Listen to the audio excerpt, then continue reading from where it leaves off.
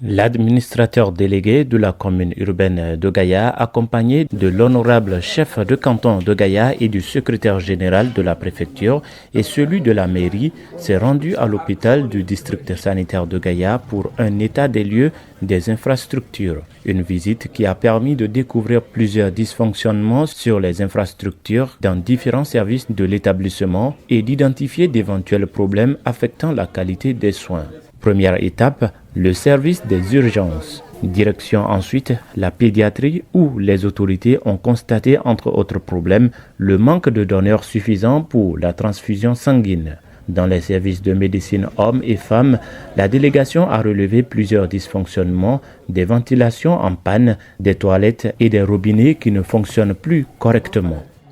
Nous avons constaté qu'au niveau de ces différents services, il y a des petits soucis auxquels il faut urgemment chercher des solutions, surtout en cette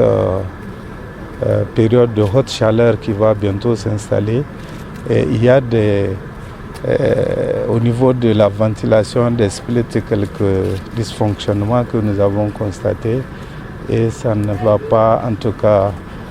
beaucoup plaire aux patients qui seront admis dans ces services-là. Donc en tout cas initiative de la préfecture, de la mairie et de l'honorable chef de canton, nous avons décidé de venir voir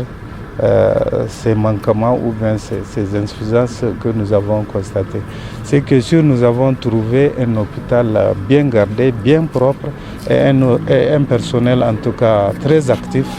à accueillir ou à traiter les patients.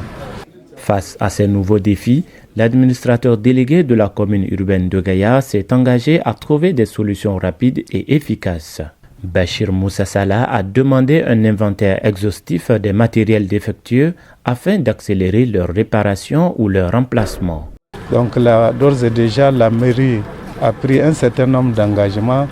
pour pouvoir pallier à ces ampoules, à ces ventilations et même à des splits qui ne sont pas en train d'être qui ne sont pas opérationnels.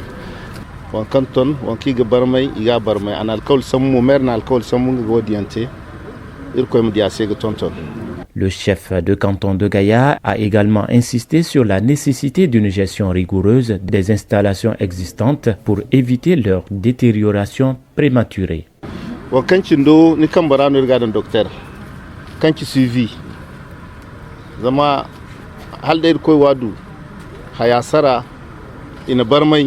Ya dinga digo kulanda ole da mta girfu a himta girgu donc ni kan al'umma kullu nango ga hospital ora a gonu jin daban-daban nin no himigin mataki sambu zan borfo ya ikwara isin da kilim borfo isin da venti amma di kai ga tunan diga ta inga wodi tunim ne gwamnati or ke bora kul gwamnati no ga docteur kwara birno matkara ma honorable kida nanguno kan manti benen boreka Nigeria boreka